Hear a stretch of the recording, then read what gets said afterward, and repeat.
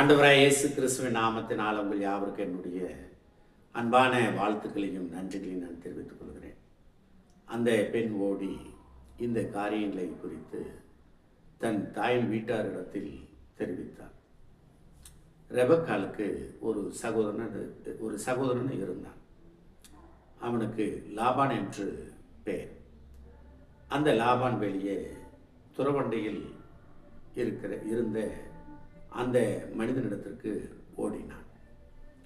அவன் தன் சகோதரி தரித்திருந்த காதணிகளையும் அவள் கைகளில் போட்டிருந்த கடகங்களையும் பார்த்து என்னென்னபடி அந்த மனுஷன் என்னோடே பேசினார் என்று தன் சகோதரி ரெபக்காள் சொன்னதை கேட்ட மாத்திரத்தில் அந்த மனிதனிடத்திற்கு வந்தான்.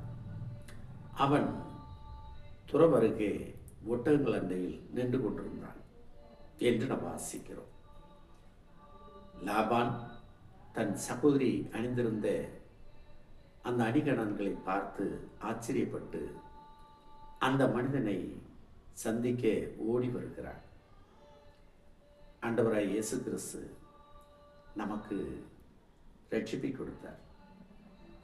அவரை சபையில் ஓடி வந்து நாம் பார்க்க வேண்டாமா?